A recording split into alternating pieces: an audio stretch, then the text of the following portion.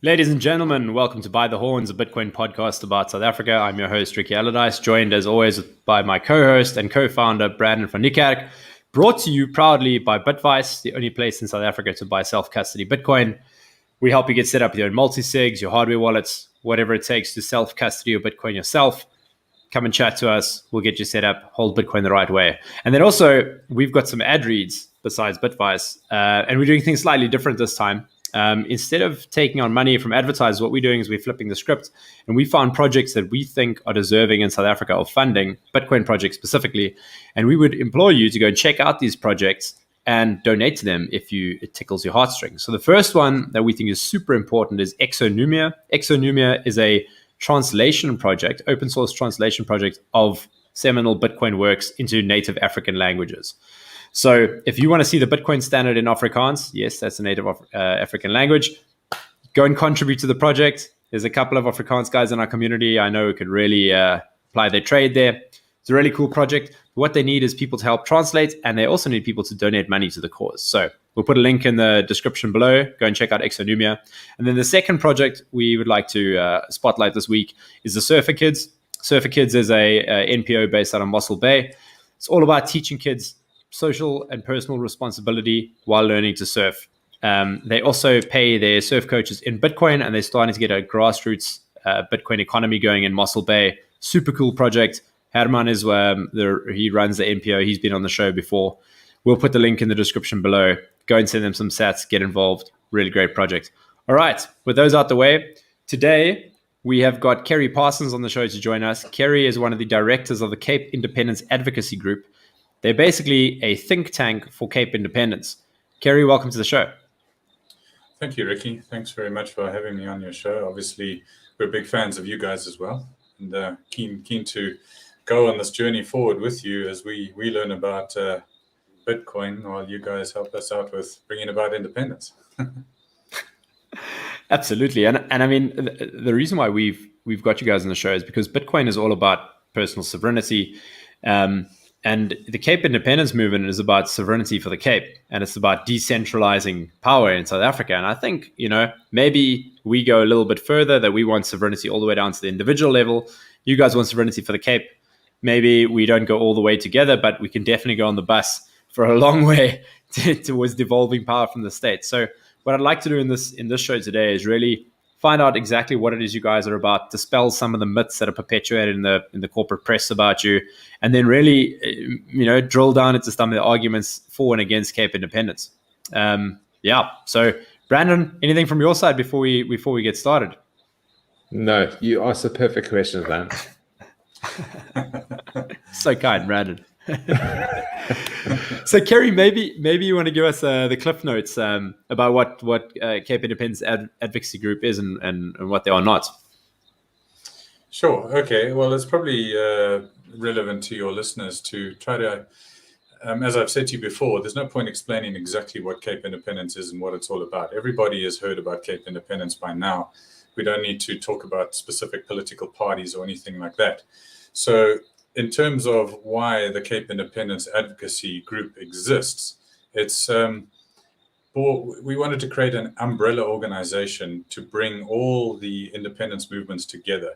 So there's various different activist groups out there, political parties out there, all sort of pulling in similar direction, but not really going and looking at an endpoint on the horizon and saying that's our target. So we sort of formed a group with the idea of, can we bring these groups together? And at the same time, we looked at what was happening when we formed. So we're a relatively new organization. We are less than 2 years old.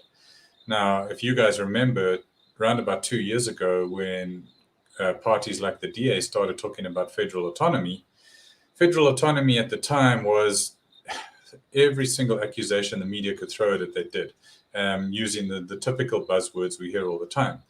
So what we wanted to look at was, how do we normalize something like federal autonomy? So it's just a plain fact. You will never get any form of federal autonomy without a strong or a strong independence movement.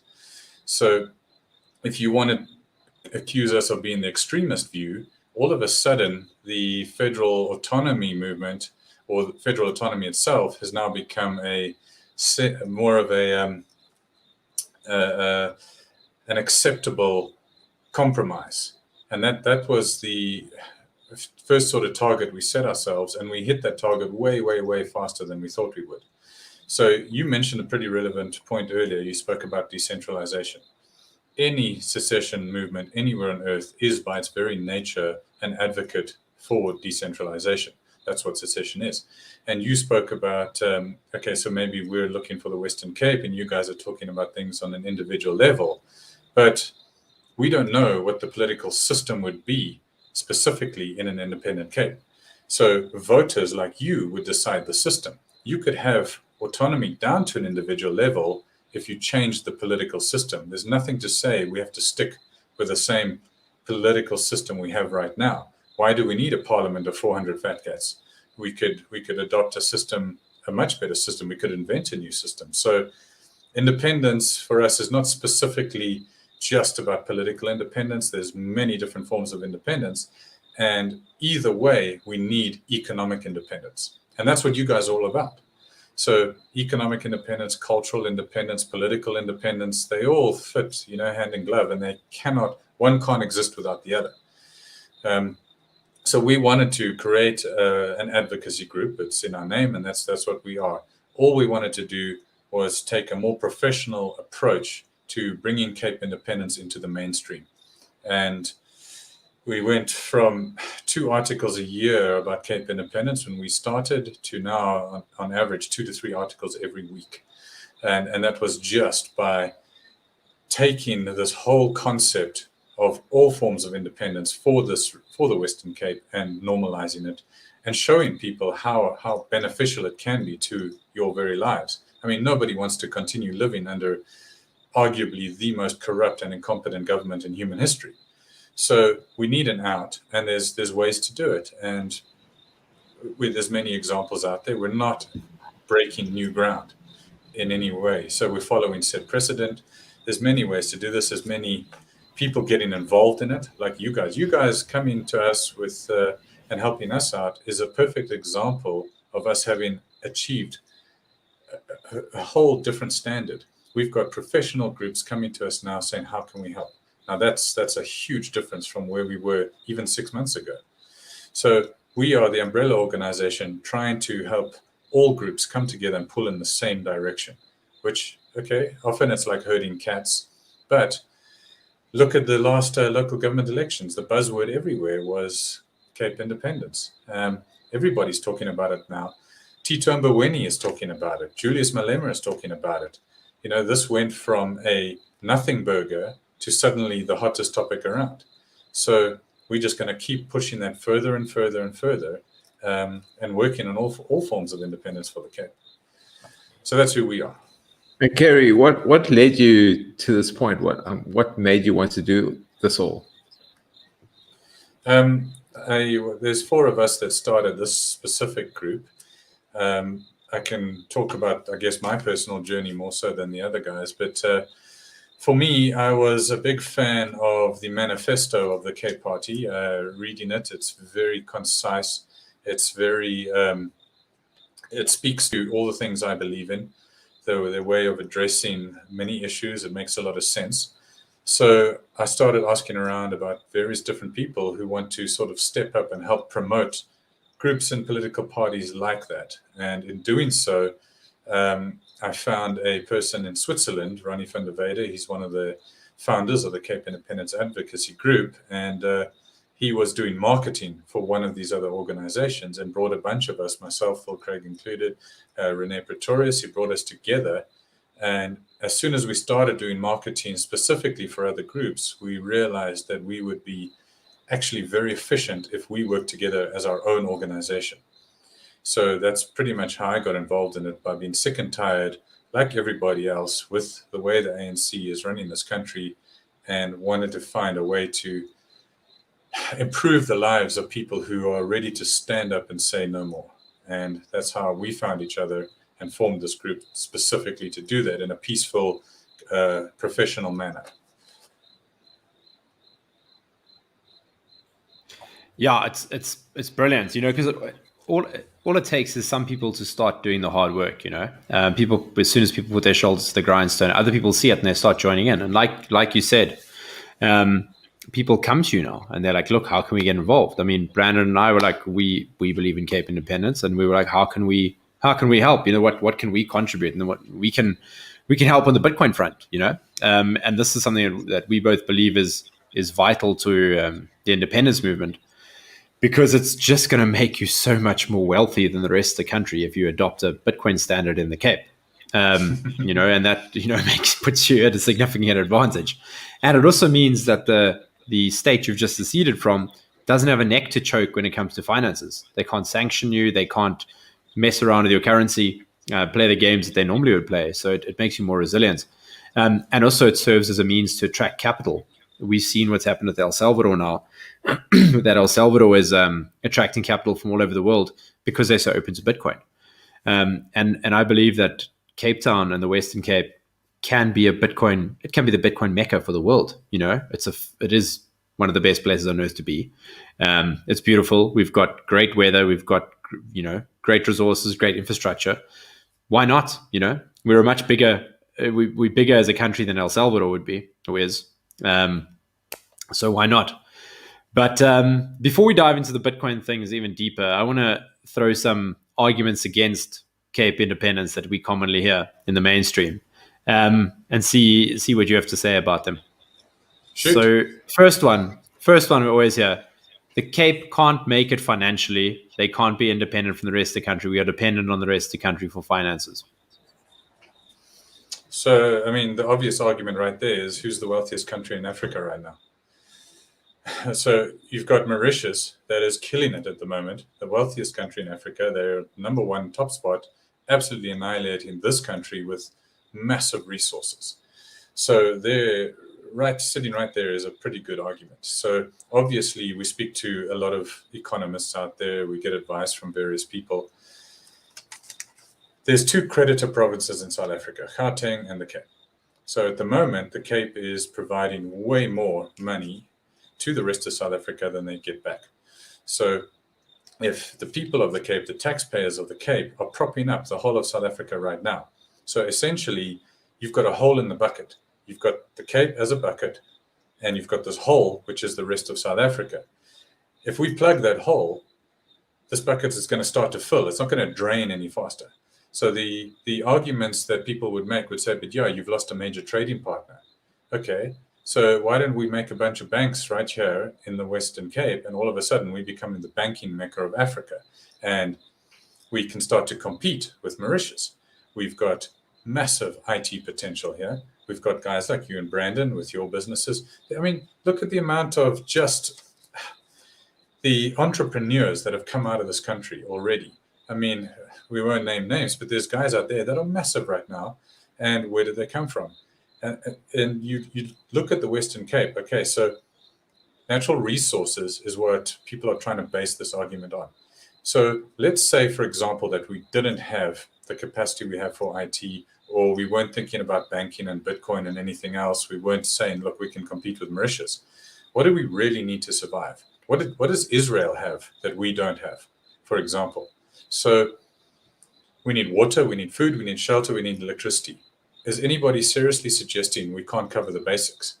So take Israel, you've got a desert with nothing and one of the wealthiest countries on earth. So now, here in South Africa, we have a piece of land way, way, way bigger than Israel. We have a heck of a lot of potential. We've got established infrastructure. All we need is to cover the basics.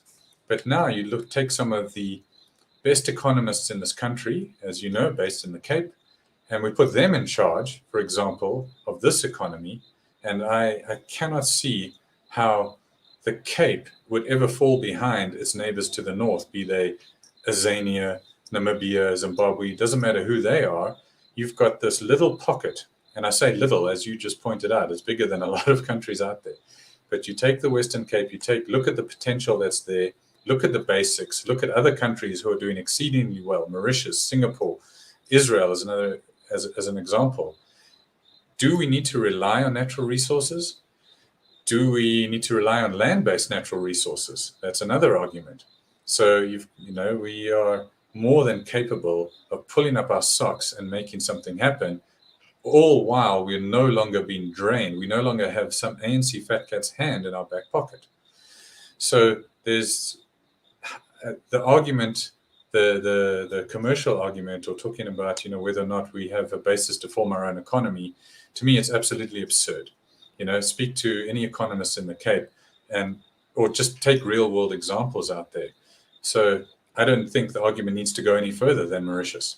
Yes, it took them a while to gain that reputation, but I guarantee you the Cape goes independent. Within a year, it'll be the wealthiest country in Africa by far. Does that mean we have to do good tax rates for international investments, all the things that Mauritius does? Look, that's not something that would be up to our group to decide or up to me to advise you on. Obviously, there are people much smarter than I am in the economic world. So the answer to that question, I guess, would be we'll do whatever is going to be the best for us. If we want to build up a reputation, or if we want to be Bitcoin based, as you guys said, we want to attract that investment, we could be the next El Salvador with better infrastructure right off the bat. So, I'm not advocating for us going into banking. I would love to see us, for example, if we get sanctioned by the rest of Africa, well, fine. We'll have anonymous banking for citizens of African countries. And then you watch how quickly those sort of economic sanctions against us disappear. So that's definitely not a decision for me to make. It's up to whoever you guys vote for to take over. But yeah, look, Brandon, I would speak, you speak to people who know about that sort of thing, and you say, what's best for us in the Cape? My argument is that the best people to give that advice are already in the Cape. Well said. Russ Lamberti for Minister of Finance. Yeah. He'll cut those tax rate right to zero. I love it. Yeah. Okay, next argument. The ANC will never let it happen. Yeah. Well, that's I'm not going to argue against that. I would say that's an obvious statement to make. So did the people of Sudan allow the people of South Sudan to secede? It's of course they're not going to allow it to happen. But this is the same ANC that got less than 50% in the last local government elections. What are they going to do to stop it? So people will say to us, what are you going to do when the ANC sends in the tanks? So first of all, that's an absolutely absurd argument. Nobody is suggesting that everybody takes up sticks and stones and goes and mans the border and keeps the ANC out. That's just ridiculous. We can sit and watch on TV as the ANC sends in the tanks. Good luck to them, because who they're going to be fighting against. The ANC is not going to allow it. They're never even going to acknowledge it. But what did England? How long did it take before England acknowledged, the secession of the United States? There's every example out there. We're not breaking new ground. If the people of the Western Cape, and remember, the ANC has less than 20% support in this country, and you watch how fast that will change if a referendum on independence is actually on the horizon as well. So let the ANC do what we all know they're going to do. Can they actually stop it? If 4 or 5 million people of the Western Cape get economic independence first, let's say we all switch to Bitcoin tomorrow and they can no longer tax us, and we become ungovernable, what are they going to do about that? Are they going to go door to door? Where are they going to get the money to go door to door if the Cape is not paying them taxes anymore? So economic independence, cultural independence, this can all happen regardless of what they have to say about it. If we, as the people of the Western Cape, elect among ourselves to become our own nation, all it takes is recognition from some nation internationally, and we are following international law to the T. We have a right to secede.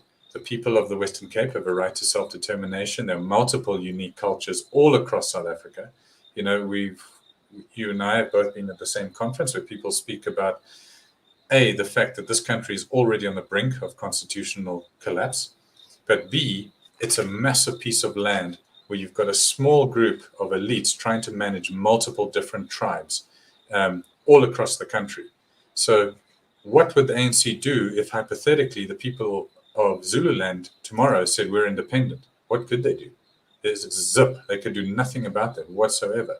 So What we are doing is saying to them, look, you guys can essentially negotiate with us so that this can be beneficial to you in the future. Or it's going to happen without your permission, like every single other secession movement that ever happened on Earth. So there will be people listening right now who will gladly point out that, yeah, Catalonia, they just had a successful referendum on independence and the government ignored them. And nothing ever happened there. But that doesn't mean that the movement is dead. Nobody's suggesting that we're going to have a nice little referendum and bang, tomorrow we've got independence. This is something that we all have to work towards and keep working towards. And there's multiple ways to get there. And as I said before, once we get economic independence, for example, once we check out of the system, we start pushing towards that independence that can happen inevitably anyway. So there's quite a lot of arguments out there that the Western Cape isn't actually going to be the first to secede. We've already seen the Nama people pulling down South African flags in the Northern Cape. We've already seen the Zulus threaten to secede. So it's possible that we are the least of the ANC's problems right now. So I mean that threat of civil war is obviously something that people worry about, and we've seen countries all over Africa break down as a civil war with far less competent militaries than we have. And I'm not saying that the South African military is competent by any stretch, but what struck me in lockdown, you think, okay, the military is useless, they're not doing much. But what struck me in lockdown was seeing a truck full of soldiers with automatic rifles roll in. They can control things. So that threat of civil war is obviously permanently there. I mean, we've just kind of dealt with it now, but I suppose a negotiation of a peaceful divorce is the best way to go. And obviously that's what you guys are advocating for, right? Not just to be clear, so everyone knows, you guys are not advocating for armed rebellion here. No, absolutely not. That's absurd. Where's that armed rebellion going to come from? So the first thing is, we're not necessarily advocating for a mutually beneficial, happy divorce. Our stance has always been that a battered wife does not need the permission of her husband to get a divorce. So we want out of the abusive relationship. Let's say that the trucks and the armed soldiers and machine guns are rolling down the street. A civil war takes two sides. You need two sides to turn up. What are they going to do if we are sitting at home watching them on TV and going about our lives every day, running our businesses, not engaging in the civil war? And they're going to run out of petrol. How long? How long is it going to take them to run out of money? I mean, in Natal, they ran out of food in a couple of weeks. 3 days? Right. So if you look at it as I hesitate to use the word war, but it's common saying, a war of attrition. If we vote for independence, we have made a clear statement to the international community that the unique cultures of the Western Cape, supported by people of all races, want out. And now let the world's media show the military vehicles driving in. So now you've already got a situation where the ANC government is putting themselves on the wrong side here. They are already starting to become the oppressor right away. And if we aren't showing up to engage in the civil war, we aren't the bad guy here. So I would suggest that, people talk about things of civil war. Yes, the ANC will make all sorts of statements about it. They've already called for myself and other members of the CIAG to be arrested on treason charges, despite the fact that we are, entirely 100% acting within the law, within the South African Constitution, within international law and the United Nations Constitution. So it's a lot of bluster, a lot of ruffling of feathers, a lot of all talk, but they have much bigger issues to worry about, obviously. My argument is we don't have to turn up. There are examples of peaceful secession also. So, when I talk about the secession of Singapore, I'm not referring to independence from Britain. I'm referring to when the island of Singapore seceded from mainland Malaysia, done so peacefully. The government wasn't happy, but there wasn't any fight about it. It was a peaceful breakaway. And there's other examples out there. Yes, in Africa, Sudan as an example, Eritrea, so on. There has broken out in civil war, but there you've also got a complete lack of control.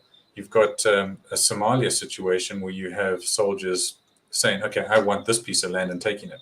And then people trying to defend their piece of land, rather. So either way, how the ANC plays this it's not going to be good for them. It's almost a win-win for us, whether they send in the troops or not, because we're not going to engage. We're not going to ever support the idea that people of the Cape must rise up and fight against the ANC. This is a peaceful movement, and a peaceful movement, ultimately, the people advocating against peace are the ones who are going to have the hardest time convincing the international community that they are on the right side of the law. So we don't have all the answers. I'm sure there'll be a lot of counter arguments to my last statement, but our job isn't to have all the answers. Our job is to find people out there like you to help us come up with a solution. We've never promised that we have all the solutions. We are actually a bunch of amateurs, and we got together and we're trying to figure out how the best way forward. So we don't know what the borders are going to be. We don't know what the ANC is going to do, but we do want the people of the Cape to start working together to find peaceful solutions for that. Don't rely on us to give you independence. We aren't the independence movement. We're the cheerleaders. We need you, the people of the Cape, to stand up and help us bring about this reality. And Kerry's, imagine the borders were along the Cape Peninsula, right? How would the economics work? How would the tax work? How would all those little intricacies work like Singapore would? Because I always wondered, how do these little nation states work against everybody else? So I'm going to go back to the last thing I said. I'm not the right person to answer that question. We don't sit and work out policy. You'll never find us pointing out that in the next country there will be. We haven't worked out some form of shadow government. We haven't worked out the new system, because that's not our job. There are people much smarter than I am in the Western Cape who could answer those questions. And our job at the CIAG is to get those guys to stand up and engage with people like you to come work on those solutions. What political system would give us the best foundation to create an economic system that is best for us in this world that seems to have gone mad right now? So I can't give you the specific answers of how things are going to work in taxation and the peninsula of the Western Cape, because A, it's never going to be my decision, and B, we've never set out to provide those answers. I mean, what do you dream of? What would you want as yourself? Look, I want what you guys want. I want complete and total freedom down to an individual level. I am absolutely in support of all forms of decentralization. I think that no government actually has a right to tell you a damn thing. I think a parliament full of fat cats was the stupidest idea in the world. I think that people always talk about our robust constitution and our wonderful parliament. I say BS. I think they're absolutely garbage, and I'm not in support of them in any way whatsoever. So I look at our parliamentary system and I say it's a failure. It just allows one person at the top to elevate his friends into elite status. So if you ask me what I want to see, I would love to see complete federalism right down to community level. So take the United States as an example, where a sheriff in a county can override a governor who can override a president. That's the sort of autonomy I would like to see, right down to that level. So if you are in your town and you want to, for example, legalize marijuana, that's entirely up to your little community to decide. And I would say that taxation itself should probably be localized as well. The Swiss model, for example, where the local town or the canton, you decide where your taxes are going to be spent. And can you elaborate on that? Can you elaborate on that? How that works in the Swiss model? So again, I'm not an expert on the Swiss model, and we don't specifically call for a canton system. But if you take the general idea of a canton system, where you have you've got one canton that has one set of business decisions, or some law on school curriculum and so on, the one exactly next door could have an entirely different system altogether, and they would decide where their taxes get spent within that canton. And as I said, more importantly, where they don't get spent. So it's very important to note that the CIAG we're not apolitical because we are an entirely political organization, but we are not a political party that you can vote for and that we will try to set about instituting legislation. That is our job, is specifically to get people thinking about independence and believing in independence. Take this pie in the sky idea and make it a real destination on the horizon. So, Brandon, you have a lot of questions for me that are more policy related, and that's really not our decision to make. We've never been that kind of organization because there are so many out there. You could ask any of them, Cape Exit, ULA, VF Plus, or Cape Party.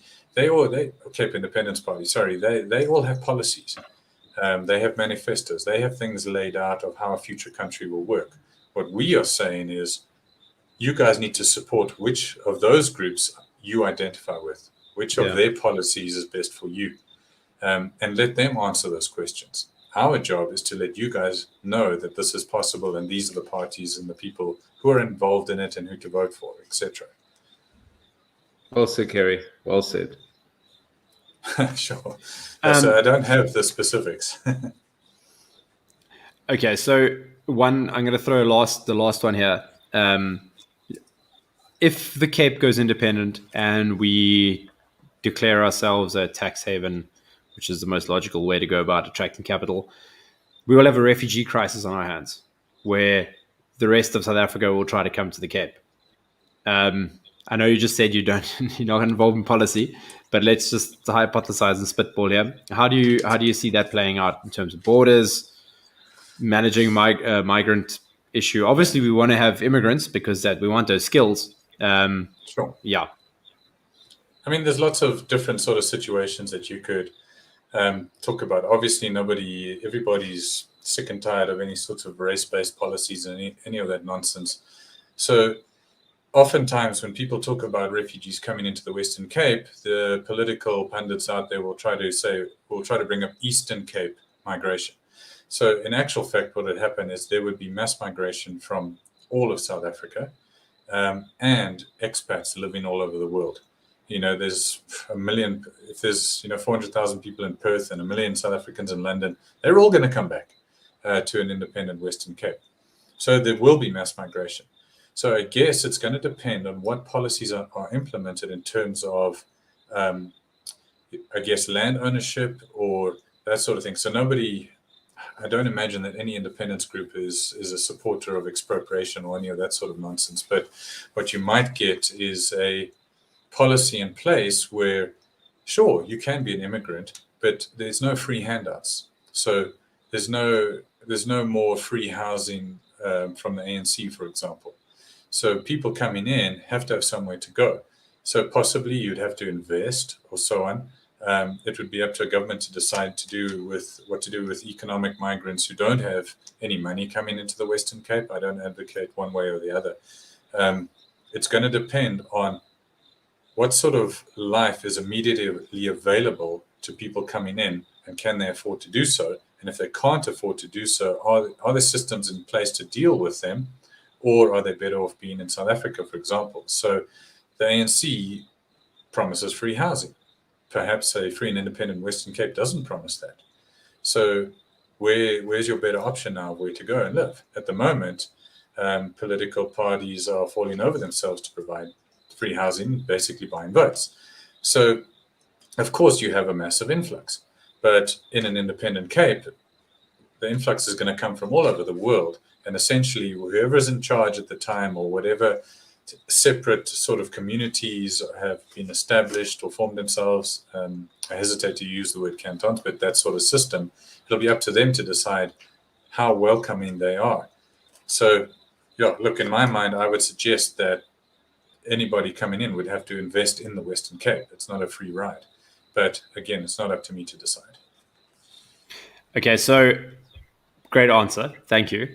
I'm going to go a different direction here. Brandon, hypothetical, you are declared Lord God Emperor of the Cape Independent Republic. Well, not republic, it's a monarchy.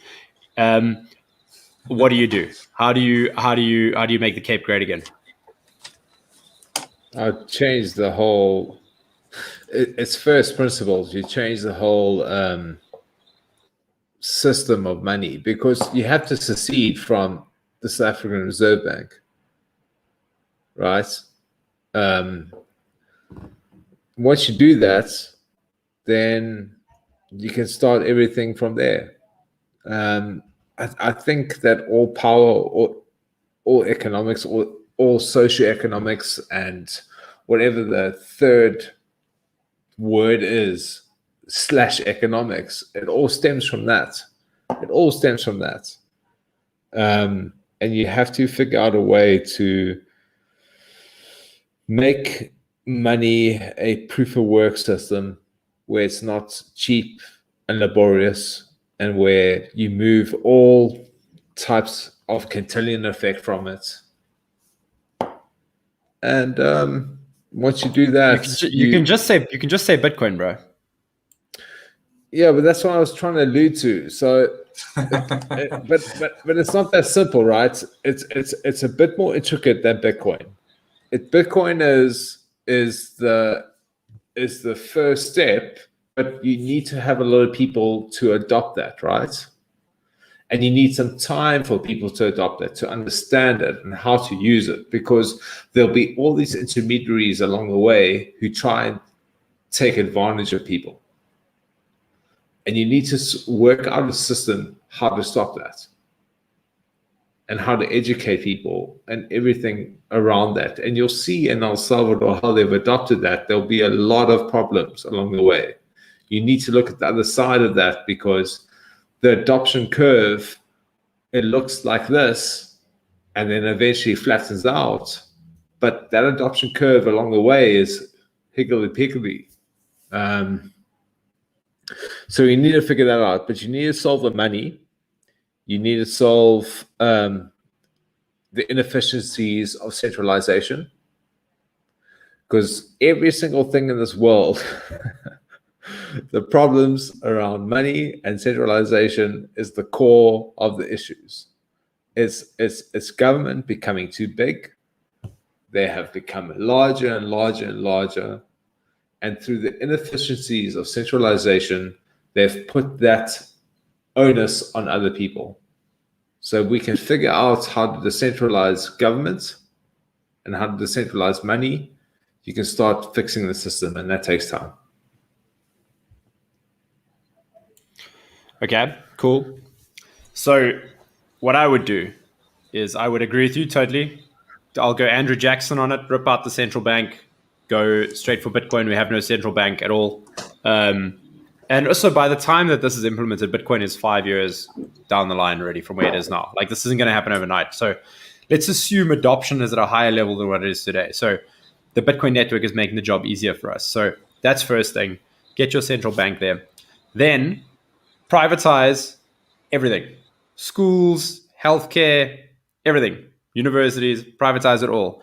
Then take the American Constitution and Bill of Rights and sit down with academic scholars who've looked at the American Constitution and where it's gone wrong, and realize where the central government in America has seized power by flexing on the Constitution, and figure out a way to chain down Leviathan even more tightly by improving on the American Constitution, which I believe is the best constitution that has been written thus far.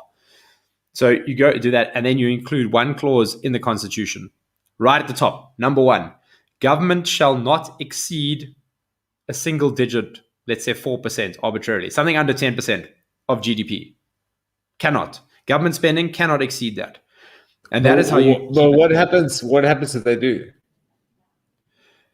I would suggest something... Okay, well, before we get to that one, government corruption, no death penalty. Government corruption, punishable by death. So it is the only exception that you can get the death penalty for is government corruption. So that helps a little bit. You know, the death penalty doesn't dissuade people from doing bad things, but at least the people enjoy it when they see a corrupt government official getting hung. You know, that's makes it better for them.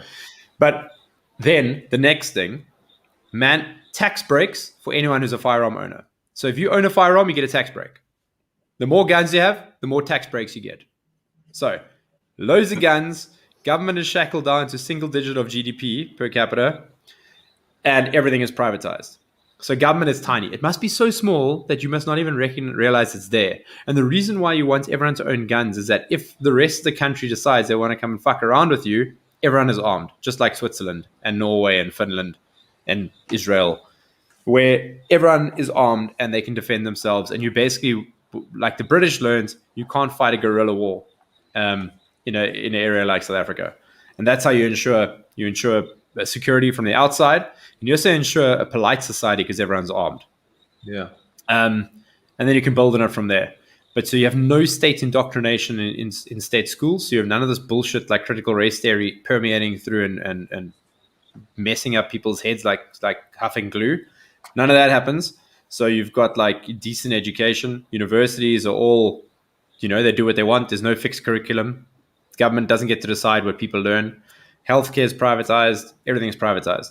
And then just make yourself as attractive as possible for foreign investment by just getting government out the way. If you just do that, you will be the most attractive. You don't have to do tax breaks. You don't have to do all these other cuck. You just get government out the way and investment will come.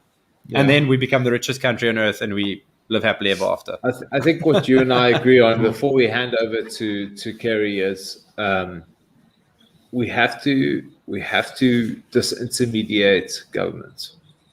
We have to somehow, some way, because privatization and the right form of capitalism is what gets things done. The right form without manipulation. And you only hang on, sorry, just I want to finish it. Like the incorrect form of capitalism is through government manipulation by providing them certain verticals power. There's a name for that, Brandon. It's not capitalism. It's called fascism.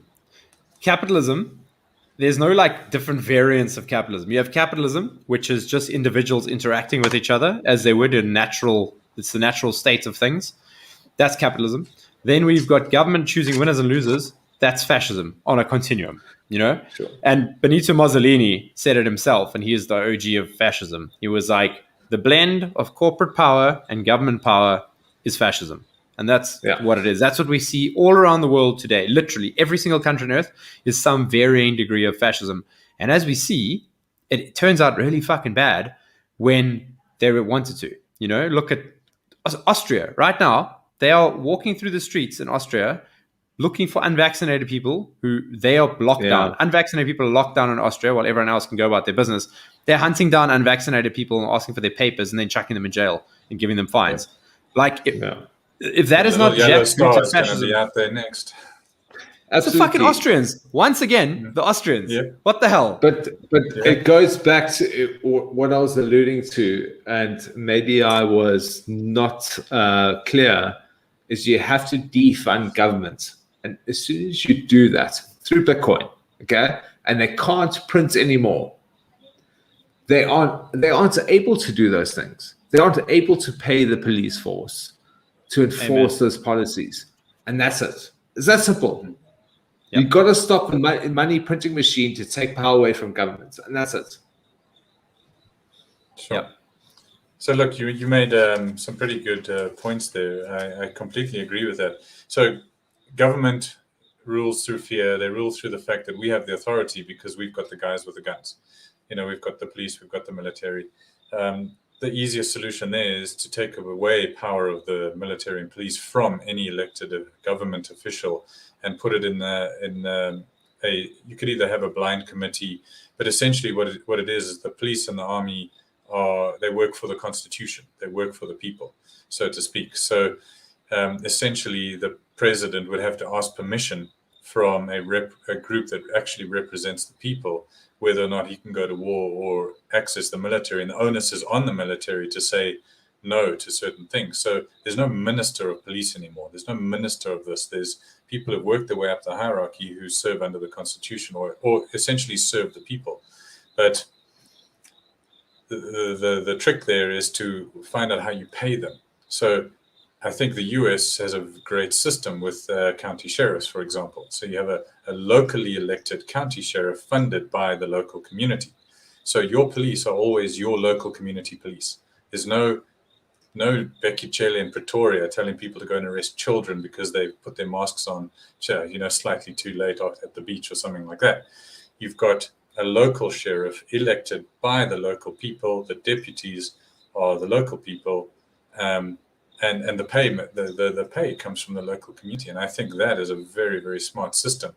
So the sheriff can turn away anybody who comes to his county, for example. And we saw with Virginia banning guns, and then sheriffs just deputized everybody in their county so they could carry guns again. So that sort of system, that sort of decentralization of that, the people with the power, to me, is the best way to go. We militarized our police. We have police wearing berets and carrying around assault rifles. It's absurd. So essentially, they're just the thugs now of an even bigger thug who works for a completely incompetent president. So that's the situation that we find ourselves in. I totally agree. Yeah, I agree with you on the sheriff side of it. It's a great, that system is great, but it's not without its problems in America. Like, you see the usurping of power and the movement of police force to a national level, which is ultimately what they're trying to get to. So how do you shackle down Leviathan? This is the real question. And to Brandon's point earlier, you do that by defunding them, by taking away their ability to print money. And then everything they get, if the country is running on Bitcoin, the taxes they collect have to be voluntary. People got no problem paying taxes if you're getting the services for it. And they don't even mind overpaying because they understand, okay, things at scale are a bit inefficient. They get that, like people will tolerate a lot.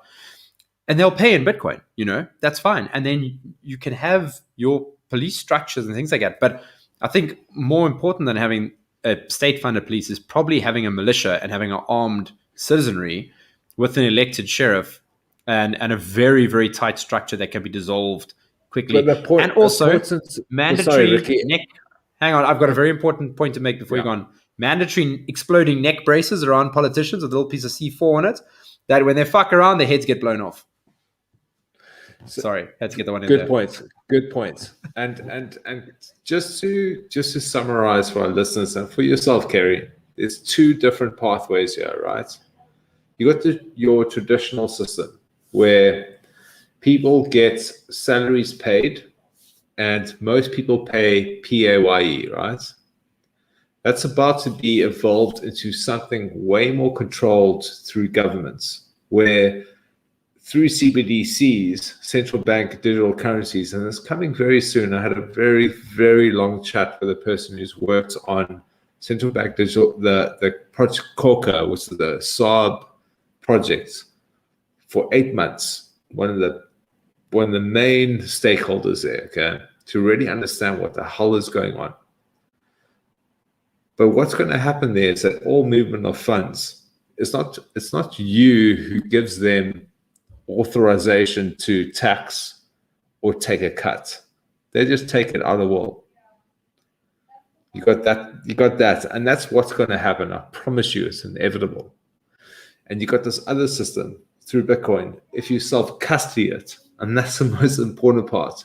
You're not keeping it with exchanges. We won't say the big names because we don't do that.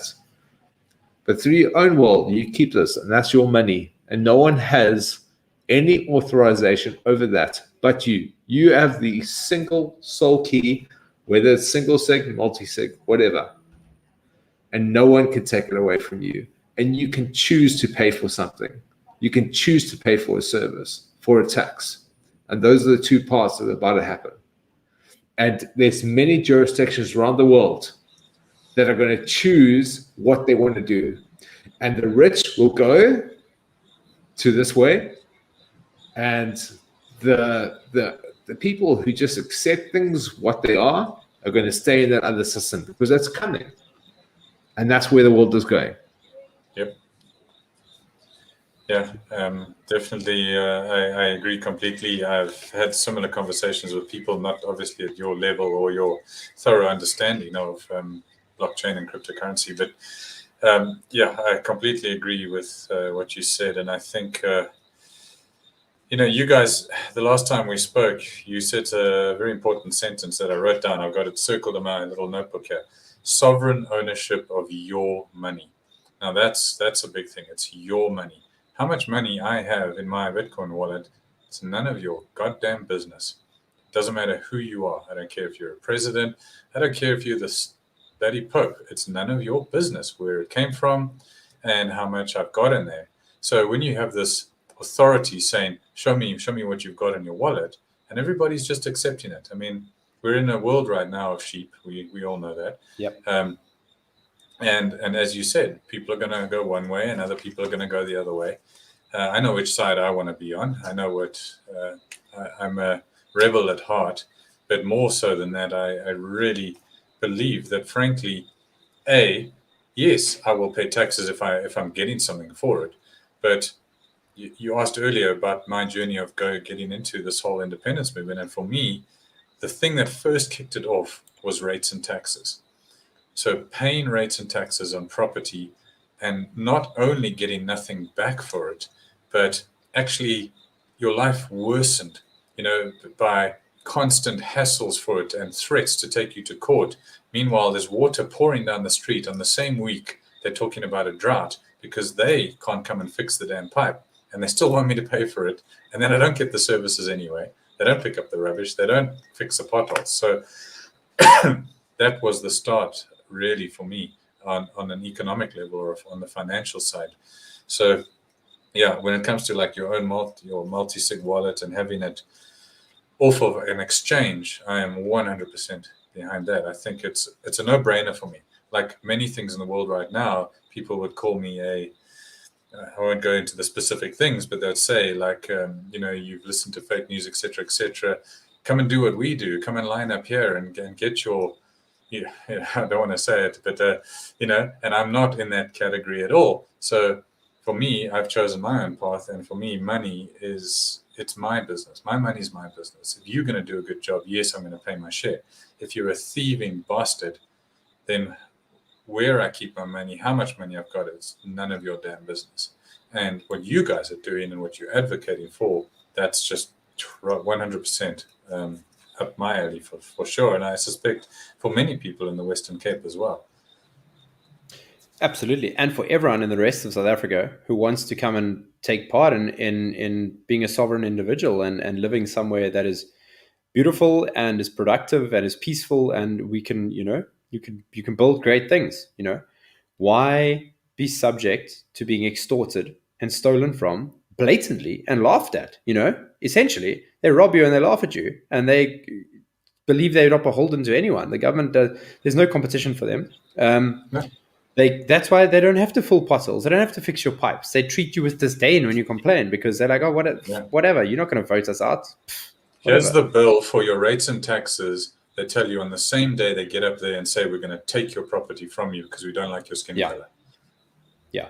They can fuck right off. Yeah, exactly. Which is why I come back to my point about tax breaks for gun owners, because it's the only way. Unfortunately, it's the only thing they understand. And also where I come by my sentiments for death penalty for corrupt politicians. I'm not a death penalty guy, but I'll make an exception for that one. But it's going to be interesting. And I have this discussion with people when I talk about Cape Independence to them. They're like, it'll never happen. I'm like, guys, it's de facto going to happen, whether you do it in a managed way or whether it happens by itself. Because South Africa the Western Cape going independent won't be like it slowly breaks away. It'll be the country implodes under its own weight and bankrupt status, and then devolves into like different warring kingdoms. Do you want that, or do you want to have a managed process where you can defend yourself against that? Because that's coming. Look at what's happening with the ANC. The trajectory is downward. Eventually, there's already warring factions within the ANC. Those are just going to break up into fiefdoms. I mean, Ace Magashule is a warlord, essentially. You're just going to see this happening all over the country. Do we want to be a part of that? And we haven't wiped the shit out of our eyes before it starts happening. No, rather be proactive about it. Yeah. I mean, on that note, how many people in the lead up to 1776 were told that same thing? It's never going to happen. Every country on earth that's ever seceded, it's never going to happen. How many anti-apartheid activists were told you'll never end apartheid? So, sure, we're standing at this big mountain, and we're working our way up slowly, and the peak is all the way up there. But everybody who climbed, Everest was an impossible mountain to climb until it happened. Everything's impossible until it's done. Nobody's ever going to fly until they did. So, yeah, of course, there's a lot of naysayers out there, and there's a lot of fearful people who are afraid and so on. And there's a lot of people waiting for us to hand them independence. That's a big bugbear of mine. People saying, what are you doing about this? What are you doing about that? You should do this. You should do that. My answer is always, you should be doing that. What are you doing about that? And you made a very valid point. The collapse of constitutional order in this country is inevitable. We are beyond the point of being saved. There isn't enough money in the world to save South Africa. The downward spiral, we've entered the event horizon. We're going down that black hole. So there really isn't a solution out of this. People think that Eskom can be fixed. Fat chance. It cannot be fixed. SAA is done for.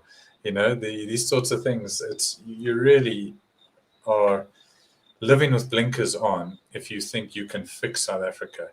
A prominent politician, very prominent in the Western Cape, said to one of our supporters at the press club, you guys are trying to, leave the Titanic, and I'm just trying to stop it from sinking. But obviously he didn't see the end of that movie. And at the moment, we're looking at a country where the experts, the leading constitutional experts in this country have already pointed out that the collapse of constitutional order is coming. This one nation state is simply too big for two reasons. For two things to continue. The first is for a corrupt, incompetent cabal to keep managing their own voters, let alone their opposition. There's big trouble coming in the tribal homelands for the ANC. We saw the massive support IFP gained in the last election. And the other thing is the Cape and Gauteng cannot keep funding the rest of this country. So we're going to be heading up to a 70% unemployment rate within the next 10 years. Where is the money going to come from to support all of these people who are unemployed? The Western Cape and Gauteng can't just keep paying and paying and paying all the time. And a lot of money in Gauteng is coming from giving natural resources away to foreign mining companies and that sort of thing. This situation is going to come to a head at some point. So you said that, look, we're going to get de facto independence anyway.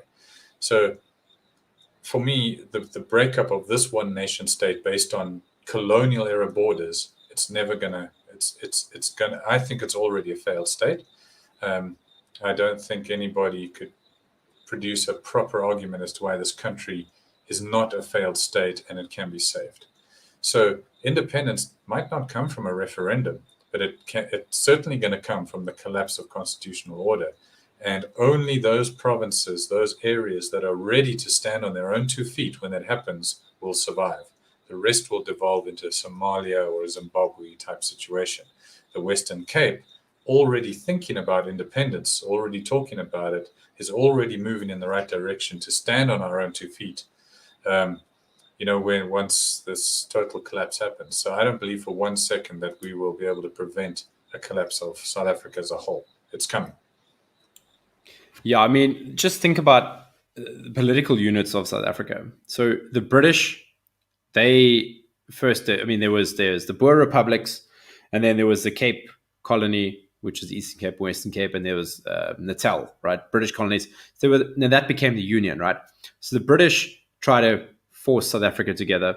Then the Afrikaner nationalists try to force South Africa together with the Union. They became the Republic. And then the ANC took over, and now they're trying to hold it together. And they've arguably probably done a better job than everyone else at holding it together because they had this narrative of Rainbow Nation, etc., and all of that going. But as a political unit, it is too diverse. There are too many tribes. It is too big. Governance does not scale, really, unless you have a decentralized model. And that's why America can be so big and it works, because they got this decentralized nature to it. But South Africa is a centralized model. It just does not scale. And you've got an unruly people who do not want to be governed, essentially. And amen to that. I love that about South Africans, because we're a freedom, actually at heart, a freedom-loving people. Even though they maybe don't quite understand that or know that yet. Most people are kind of oblivious to it. But most South Africans don't like being told what to do. But, be that as it is, I don't think it's long-term sustainable to think of South Africa as a big political unit. How can you have tribal leaders in rural KZN running their tribal areas and their chiefdoms very efficiently under their own system, their customary system. How can you have people that are running their system like that and people sitting in suburban Rondebosch meeting halfway in terms of what they think is an acceptable level of governance? The one subscribes to a monarchy, essentially, and the other subscribes to constitutional democracy. How do you meet halfway, and how do you have constitutional order that they can agree on? You can't. It doesn't work, and that's why it's a fuck up. So essentially, it's going to come apart at the seams. It is coming apart at the seams, like you just said, and it can't be stopped. And even if you turn the ship around and installed the DA tomorrow, and Helen Zille was made queen and she could run the show, she wouldn't be able to save it with all of her administrative powers, because it can't be done. It's too big, it's too diverse, it's too different. People have different values, and this is what, unfortunately, progressives don't seem to get this. They think everyone's a blank slate. They don't understand that culture matters, and shared cultural values really matter with how you try to organize your society. I grew up in an Afrikaans community, went to Afrikaans school, small farming area. There's a certain cultural set of values that operates in that community, and it's a high trust community, and things work very well because everyone is on the same page with, I might not know you, but I have an understanding that you see the world the same way I do because we, in the same church, speak the same language, have the same cultural values. That cannot be said for different cultural groups, and they come together because they solve problems in a different way. So unfortunately, the Rainbow Nation, it burned bright and briefly, but I don't think it's long-term sustainable. I know that's an unpopular opinion in South Africa, but I love unpopular opinions. Yeah, look, I would argue it never happened. I would argue we never got a Rainbow Nation.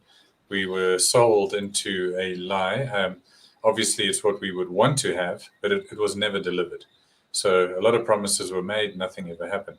And you brought up a good point about different cultures, but even within cultures, there's a lot of friction developing. You can't have, as you said, a traditional monarchy in a tribal homeland now being told that actually, sorry for you, you need to answer to your local ward councillor right now. And, well, you're not going to get any services because, sorry, ward councillors disappeared with all the money. But don't worry, we'll send another ward councillor. And, your local chief isn't going to get anything. So even within cultures, the government system is at friction with its own culture because it's adopted a system that allows the elites at the very top to essentially keep milking the cow. And of course, that's why they've adopted it. It must be great to be an ANC fat cat and say, well, welcome, Chinese mining company. You can have all these natural resources. Here's my back pocket. You fill that up and you can fill up your ships. And that's just essentially what happens here. And even in the tribal homelands, the people that own the land don't benefit from it. So there's so much wrong with this that cannot be fixed, and there's no will to fix it at the very top, because fixing it means they have to stop stealing money.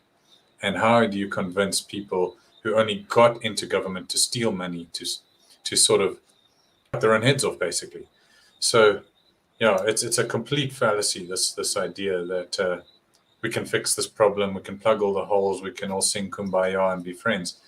I'm not saying we can't be friends. I think we could live very well as neighbors, all different cultures. We could also, there's no problem there.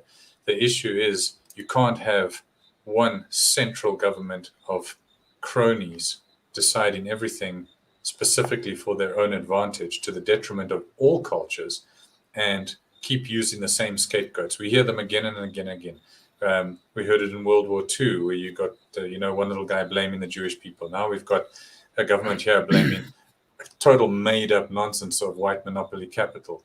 We've got these constant scapegoats. We've got generators under maintenance at Eskom. Yeah, right. Yeah. Why don't you just call it what it is? It's incompetence. So we're just too incompetent to keep the lights on. Sorry for you, at least. But people keep buying the BS. People think, no, there's problems at Eskom because they inherited a faulty system and the maintenance, it's not their fault. Bullshit. Of course it is. So too many people have continued to swallow that BS. Yeah. But people wake up. The problem is systemic, though. And what I mean by systemic is that if we recreate those same systems in the independent Western Cape, we mustn't expect a different outcome. If we go and institute a parliamentary democracy in the Western Cape and we have a reserve bank and we do the exact same thing, we just say, okay, no, we're going to have a DA style government that is clean and efficient government. No, that's just kicking the can down the road. The same problems are going to appear again. You're going to have the Cantillon effect. You're going to have the elite and the revolving door between big business and big government where they just scratch each other's back. That bullshit is going to carry on. And then what is the point? Like, I'm not signing up for that, Absolutely. Brandon. Yeah. No, like you just said it so well. Absolutely. That's it. That's the whole point. Yeah. To elaborate. Sorry, go ahead, Ricky.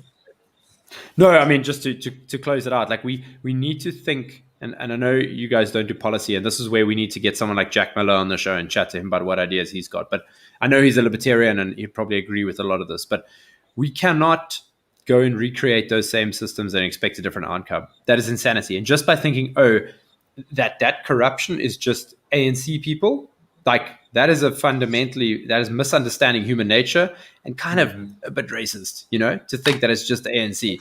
That is all politicians. All politicians are shit. It's the fiat system that corrupts. And if you read Seyfriedin's, all his material and everything, it's not. It doesn't matter about who you are or what government you have. It's the fiat system that corrupts. If you have endless money, you have endless power, and power corrupts. You need to stop that. You need to give money to the people and let them control it. But the only way they can control it is by holding their own private keys and not letting other people control it on their behalf. And that's the whole fucking point. It's the whole point of what we're doing. That's exactly it. Such a no-brainer. It's so logical. But human nature, of course, always gets in the way of logic. But you spoke. One of the funny things about opponents of Cape Independence is the amount of diverse arguments there are there. And one of the most interesting ones I heard was a big advocate of Bitcoin. Actually, he came up to me and he said, I don't support Cape Independence because if you guys are going to create an independent country that's the same as South Africa is now, what is the point? That's what you were just saying. If you're going to adopt the same systems, I don't want to live here because they might even be more draconian. We might even go into more insanity, like freaking transgender. We'd be living in Australia or something. Exactly. So what we had then is people saying to us or saying to me, look, I don't support Cape Independence because under the current leadership, actually, I would rather live under the more freedom of the ANC. Yes, they're a bunch of crap bastards, but so is whoever else that could be ruling it. So my argument is, look, we have to change the system. The system is broken. We have to, as Brandon said as well, essentially give power to the people with their own money. But nobody, as you said, if we adopt the same system, we're going to have the same failures, guaranteed. Yeah, absolutely. So it's going to take people to think out of the box. And if we end up with a DA governing the Western Cape, if the DA of today governed the independent Western Cape, we would be in Australia. We would have a situation where they are controlling every single aspect of your life. Alan Winde he's got drunk on power, he just wants to control every aspect of your life. Mandatory vaccinations, go government school, they determine the curriculum. They just want to effectively run the government like they're petty tyrants and authoritarians with a whitewashing of classical liberalism. Gone are the days of the DA being a classical liberal party. Maybe they can get back to those roots, but I don't know, man. Fix the money, fix the world. It's the quickest way to do it. Just get rid of central banks, death penalty for politicians, mandatory firearm ownership and tax cuts. That's it. That's how you fix it. Sounds good to me. We need more people at the CIAG, Ricky. Some policymakers. Look, we're gonna help out where we can on the fix the money part. We're gonna help you guys get your multi-sig set up, and this is a good segue into what we want to do now. Anyone who wants to support CIIG with Bitcoin, we're gonna put a Bitcoin address in the description of the video below. shoot some sats over to the good folks at CIIG, and then come to the party, guys. Bitcoiners, let's start injecting ideas in here. We really need to get our ideas into the milieu of ideas. And if you put some sats in, then fair enough, you get to have a say, I reckon. So shoot them some sats. It's a good cause. If you want Cape Independence and you want to support the idea, help out. Thanks very much, Ricky. And just to add to that, we are very happy to discuss exactly where we spend all our money. So we find it hilarious, some of the accusations that are leveled against us. We've been called a psyop of the British government, but the most absurd one is that we're doing this for the money. The CIAG has zero funding. Well, I mean, we do have funding, but I'm saying the people involved in it don't draw any kind of salary whatsoever. We don't get any money out of it. So we have very clear plans of what we do with our money. So our marches, our public marches, for example, they're quite expensive. The polling that we do, we don't do it ourselves. We outsource that to very, very credible groups who extrapolate data with 3% margin of error, and they're very, very accurate. But those are very expensive things. So where we put our money is, we're happy to discuss with anybody who wants to know where the money is going. Doesn't matter if you're a small donor or a big donor, but I know a lot of people, are hesitant to vote. I mean, to donate to the CIAG if they don't know where the money is going, because we're not a political party. So what's the point of you guys, basically, they're thinking. So we're happy to discuss with anybody at any time, what we do with our funds. And I think that's a pretty important point to make. But we are very grateful for any support we get. Moral support, financial support, we certainly need it all. As I said before, we aren't the Cape Independence movement. We are the cheerleaders trying to get you guys to be the Cape Independence movement. And it's working very well. And just one last point on funding. So you guys don't take any money from George Soros? I'll have to check, but the last time we got $1 billion or so was never. So I would suggest that most likely not, since he probably funds groups like the EFF. So we definitely are not his cup of tea, I would suggest. Okay, guys, you heard it here first. Corruption. The hard questions were asked on By the Horns that Kaig is not receiving Soros funding, so you can send them your sats now. They're not working for the devil. Brandon, anything from your side? Yeah, I just really like to conclude on actually like what we really spoke about to help people draw the line and close the knots, right? And